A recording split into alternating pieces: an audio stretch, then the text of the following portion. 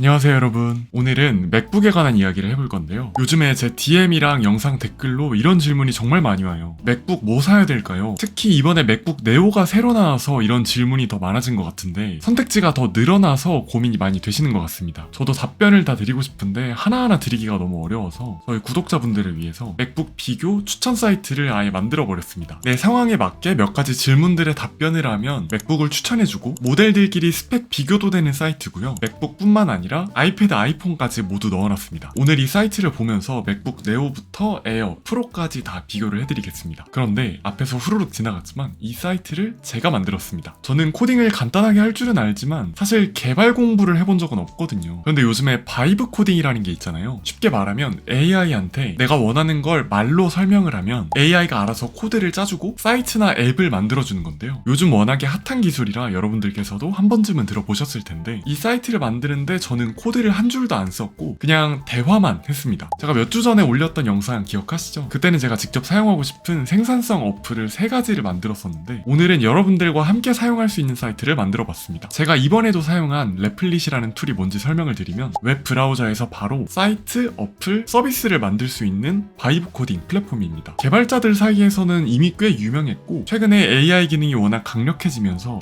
비개발자들에게도 입소문을 타고 유명해진 서비스입니다. 이번에 레플릿이 에이전트 4로 업데이트된 새로운 버전인데 솔직히 써보고 좀 놀랐습니다. 그 전까지는 바이브 코딩을 하더라도 AI한테 먼저 일을 시키면 그 작업이 끝날 때까지는 기다려야 됐거든요. 이 친구가 하는 작업을 기다려야 되는 그 마가 뜨는 시간이 단점 중에 하나였는데 에이전트 4는 그 방식을 완전히 바꿔놨습니다. 이제 제가 어떻게 만들었는지를 보여드릴 텐데 먼저 기획 단계에서는 인피니트 캔버스라는 기능을 사용할 수 있습니다. 쉽게 말하면 무한 스케치북이에요. 코딩 시작 전에 여기서 사이트 구조를 먼저 그려볼 수 있습니다. 저는 여기서 이번 사이트에 사용될 홈 화면, 설문, 결과, 비교, 전체 보기 이렇게 5가지 페이지의 구조를 먼저 잡아놨고요. 예전에 디자이너들이 피그마에서 하던 걸 이제 여기서 바로 할 수 있는 겁니다. 여기서 디자인을 잡은 거를 토대로 바로 AI가 웹사이트를 생성해줍니다. 제가 디자인 4가지 정도를 만들어 달라고 프롬프트를 입력을 해놨는데 디자인이 이렇게 여러 개가 나왔죠. 저는 맨 마지막에 미니멀한 디자인이 가장 마음에 들어서 이거를 골라서 어플라이를 누르고 사이트에 적용시켰습니다. 디자이너한테 시안을 맡기고 수정을 요청하고 다시 받고 이 과정이 복잡하지 않게 한 사이트에서 바로 가능한 겁니다. 디자인을 고르고 나서 이제는 본격적으로 만들어 달라고 프롬프트들을 넣었는데요. 제품들의 데이터베이스를 만들고 홈페이지 UI도 짜고 설문 로직도 구현해줘. 여기서 패러럴 에이전트가 사용이 되는데 뉴 태스크를 누르면 지금 진행되고 있는 작업과 별개로 동시에 병렬적으로 실행할 작업들을 입력을 해줄 수가 있습니다. 제 요청을 받아서 스스로 작업을 쪼개고 뭘 해야 할지 정리해서 보여줍니다. 제가 에이전트 4에게 태스크 3개를 동시에 요청을 했는데요. 지금 보시면 데이터베이스를 만드는 작업, 홈페이지 UI를 짜는 작업, 설문 로직을 만드는 작업이 동시에 들어가고 있습니다. 그 사이에 저는 비교 페이지를 어떻게 만들지 기획을 하고 있었는데요. 기다리는 게 아니라 같이 일하는 느낌이에요. 이게 진짜 체감상 크거든요. 그렇게 해서 이렇게 나왔는데요. 제가 계속 수정사항들을 이야기를 하면서 계속 업데이트를 거쳐 나갔고요. 최종적으로 완성된 사이트는 이렇습니다. 홈에서 추천받기를 누르면 설문으로 넘어가고 설문이 끝나면 내 상황에 맞는 맥북이 추천돼요. 비교 페이지는 두 기기를 고르면 나란히 비교가 되고 지금 판매 중인 전체 기기도 볼 수 있습니다. 제가 이 사이트를 만드는데 스터디 카페에서 하루 만에 만들었습니다. 몇 시간도 안 걸렸고 이런 사이트 외주를 맡기면 좀 비싼 걸로 알고 있는데 저는 약 41달러 정도의 돈으로 이 사이트를 만들었습니다. 같은 프로젝트 안에서 슬라이드 덱도 만들어 봤는데요. 새 프로젝트를 열지 않아도 사이트, 슬라이드, 나중에 만들고 싶으면 모바일 앱까지 전부 한 프로젝트 안에서 생성을 할 수가 있습니다. 저는 오늘 영상에서 쓸 맥북 비교 슬라이드도 한번 만들어 봤습니다.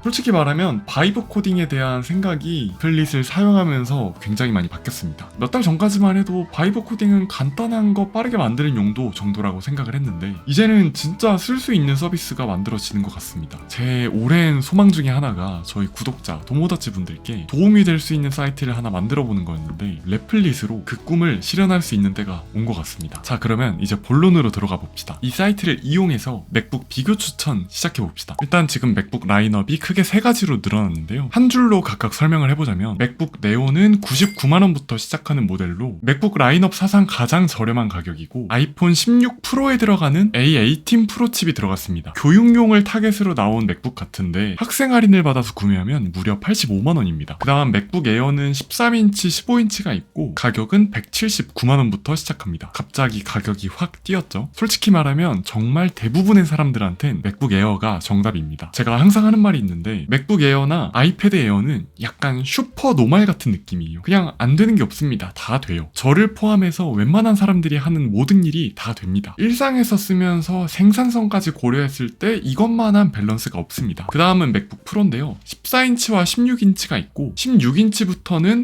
M5 프로 칩이랑 M5 맥스 칩을 선택하실 수 있습니다. 여기부터는 가격이 팍팍팍 뛰게 되는데 사실 M5 프로랑 M5 맥스 구매하셔야 되는 분들은 이 영상을 안 보실 거예요. 그분들은 정말 프로 중에 프로, 뭐 영화 작업을 하신다거나 AI 개발자거나 그분들은 그 모델을 사야 됨을 스스로 알고 있고 의심도 안 합니다. 그러면 맥북 프로 14인치 M5는 269만원이고 에어랑 다르게 쿨링팬이 들어갑니다. 오랫동안 고성능 작업을 해도 성능이 덜 떨어지고요. 프로모션 디스플레이도 들어가고 썬더볼트 5까지 들어가면서 내가 이걸로 아웃풋을 만들어내야 된다 하시는 분들이 사용하시는 모델입니다. 제가 이번에 졸업하면서 이 모델로 바꿨고요. 이번엔 제가 레플릿으로 만든 사이트에 설문을 직접 돌려볼게요. 자, 가운데에 나는 어떤 기기를 골라야 할까요? 저희는 맥북을 찾고 있으니 맥북을 클릭해줍니다. 처음에 용도를 물어보는데 저는 입학하는 대학생이라고 가정을 하고 학생을 누르겠습니다. 예산은 가장 합리적인 구간인 100에서 150을 선택을 해주고요. 저는 통학을 하기 때문에 늘 들고 다녀요. 첫 번째 거를 클릭을 하고 아이폰만 쓰고 있어서 애플 제품을 그렇게 잘하는 게 아니라서 이 사이트를 쓰고 있다라고 생각을 해봅시다. 그러면 첫 번째 아이폰만 있어요. 클릭하면 그 다음 화면 크기를 물어보는데요. 큰 것도 좋지만 저는 가벼운 것도 중요해서 적당한 균형을 누르겠습니다. 자, 그 다음 마지막으로 어떤 작업을 할지 물어보는데 저는 그냥 사무 업무만 할 것 같아요. 레포트 작성하고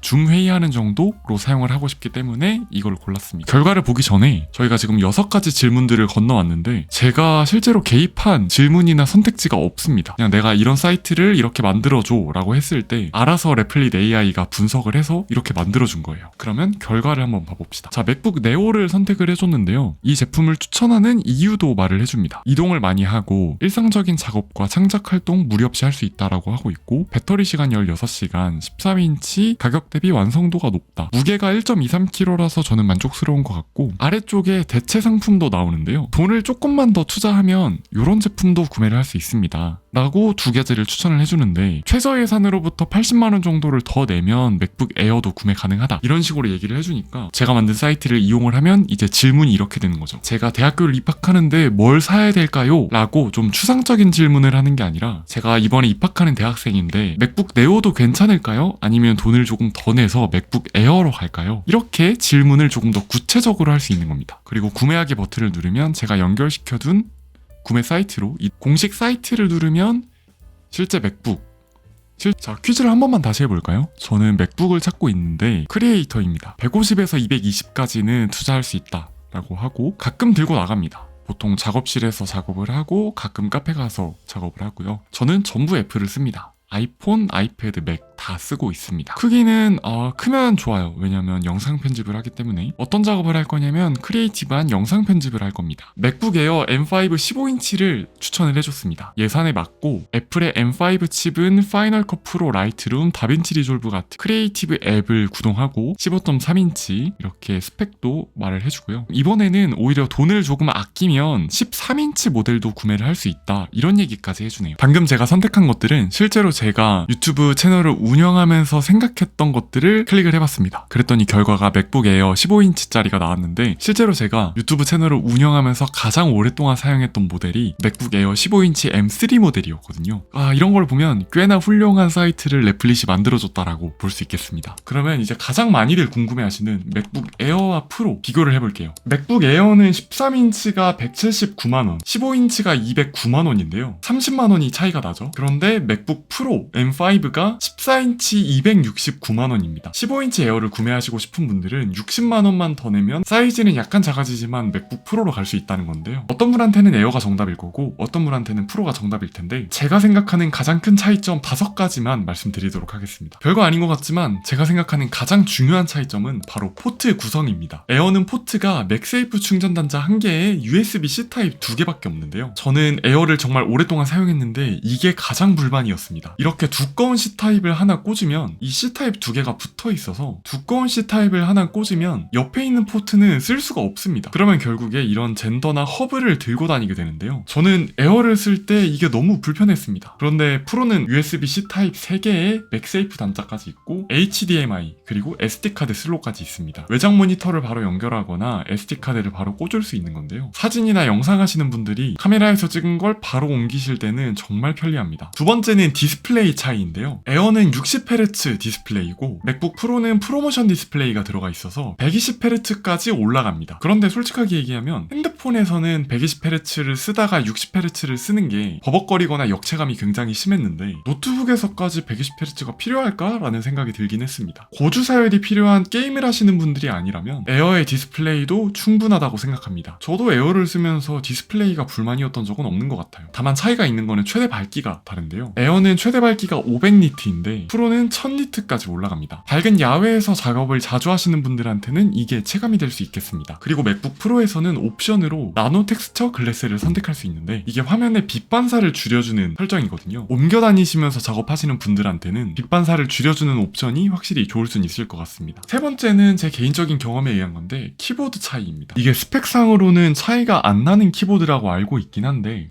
제 경험상은 프로의 키보드 키감이 훨씬 좋았습니다. 에어는 키보드를 타건했을 때 약간 그 가벼운 느낌이 있거든요. 그런데 프로는 뭔가 묵직한 느낌이 납니다. 이거는 좀 호불호가 있을 수도 있고 저만 그렇게 느끼는 걸 수도 있는데 맥북 에어 15인치를 오랫동안 사용하다가 맥북 프로 14인치를 사용하게 됐는데 제가 느끼기에는 업그레이드 됐나 보다 라고 생각을 했습니다. 그래서 타이핑을 많이 하시는 분들께서는 프로가 조금 더 손에 무리가 덜 갈 수도 있겠다라는 생각을 했습니다. 네 번째는 스피커 차이인데요. 실제로 써보면은 차이가 꽤나 느껴지는 부분입니다. 에어의 스피커도 충분히 좋지만 맥북 에어는 4개의 스피커 사운드 시스템을 사용하고 맥북 프로는 우퍼가 들어간 하이파이 6 스피커 시스템의 와이드 스테레오 사운드 굉장히 좋은 스피커가 들어갔다라는 얘기인데 에어도 솔직히 스피커가 나쁘진 않아요. 굉장히 좋은 편인데 프로는 또 한 단계 다른 느낌입니다. 공간감이 특히 차이가 많이 나는데요. 음악을 틀어놓고 들으면 와 프로 스피커 진짜 좋다라는 생각이 들긴 합니다. 그런데 밖에서는 에어팟으로 작업을 하고 집에서도 모니터에 연결해서 스피커를 사용하니까 솔직히 말하면 맥북 스피커를 그렇게 자주 쓰지는 않습니다. 그런데 만약에 맥북 하나만 사용하시면서 나는 사운드는 타협할 수 없다 하신다면 사운드 하나만 보고서라도 맥북 프로로 가실만 합니다. 자, 마지막 5번째 차이점은 가장 중요할 수 있는 사이즈와 성능인데요. 맥북 에어 15인치와 프로 14인치가 1인치 차이밖에 안 나긴 하는데 제가 둘 다 써봤을 때 체감상 무게 차이가 안 납니다. 수치상으로 찾아봤을 때도 에어 1.51kg, 프로 1.55kg로 40g밖에 차이가 안 납니다. 무게는 거의 비슷하다고 볼 수 있고 제가 에어 15인치에서 프로 14인치로 넘어왔으니까 사이즈가 조금 작아진 건데 그게 디스플레이가 불편할 정도로 작아지진 않았습니다. 저는 13인치를 쓰면 이제 너무 작다라고 느껴지거든요. 그런데 14인치는 불편한 정도는 아니었습니다. 오히려 16인치는 들고 다니기에 너무 클 것 같다라는 생각이 들었고 정말 중요한 게 성능이잖아요. 솔직히 얘기하면 제가 제 채널에 업로드하는 영상들 요 정도 편집 스킬은 맥북 에어나 프로나 그렇게 드라마틱한 차이가 느껴지진 않습니다. 문서 작업이나 개발 입문 정도? 요 정도는 당연히 차이가 별로 안 느껴지고요. 왜냐면 들어가는 칩셋이 이제 M5로 똑같기 때문에 이게 별로 차이가 안 느껴질 것 같고 저를 포함한 정말 대부분의 사람들에게는 차이가 그렇게 드라마틱하게 느껴지진 않는데 차이를 느낄 수 있는 부분은 지속 성능입니다. 맥북 에어는 아이패드처럼 펜이 없잖아요. 그래서 오랫동안 무거운 작업을 하게 되면 발열을 막기 위해서 성능을 스스로 낮춰버립니다. 그거를 스로틀링이라고 하는데 30분짜리 영상 렌더링을 에어에서 돌려두면 맥북 프로는 쿨링 팬이 있으니까 뜨거워지면 팬이 작동을 해서 오랫동안 작업을 해도 성능을 더 잘 유지를 해줍니다. 그런데 오히려 저는 이 팬이 없어서 조용한 에어가 정말 좋았다라는 것도 말씀을 드리고 싶습니다. 조금 전에도 어떤 구독자분이 댓글을 달아주셨는데 맥북 프로의 쿨링 팬이 시끄럽나요? 라고 질문을 달아주셨어요. 저는 예전에 윈도우 게이밍 노트북도 사용을 해본 만큼 그거는 정말 시끄럽거든요. 비행기가 이륙하는 소리가 난다라는 소리가 절로 나올 정도로 정말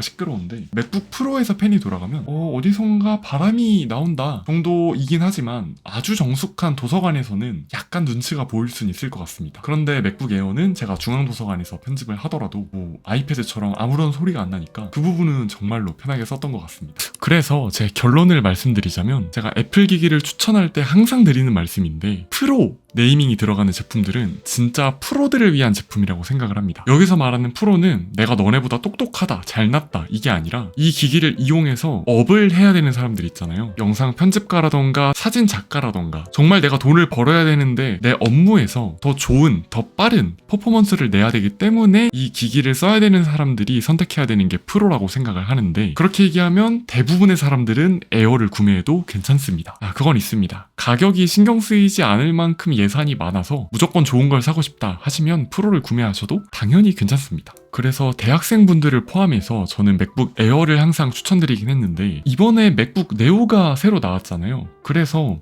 나는 컴퓨터 잘 모르는데 아이폰 쓰니까 대학교 입학하면서 자취를 하거나 기숙사에 사는데 컴퓨터가 필요해. 그냥 뭔가 되기만 하면 좋겠어 라고 하신다면 맥북 네오를 구매하셔도 대학생활은 충분히 하실 수 있지 않을까라는 생각이 듭니다. 그런데 나는 기기를 조금 알고 이것저것 해보고 싶다 하시는 분들께는 앞서 말씀드렸던 것처럼 맥북 에어를 추천드리겠습니다. 오늘 제가 만든 사이트는 고정 댓글이랑 더보기란에 링크를 달아뒀는데요. 직접 들어가서 한번 사용을 해보셨으면 좋겠습니다. 그리고 바이브 코딩으로 이런 사이트나 어플을 만들어 보시고 싶은 분들 레플릿 링크도 달아드릴 테니까 한번 사용하셔서 여러분들의 아이디어를 결과물로 만들어 보셨으면 좋겠습니다. 오늘 영상도 도움이 되셨으면 좋겠고요. 맥북 고민 있으신 분들 사이트 이용해보시고 댓글도 달아주시면 감사드리겠습니다. 빠이.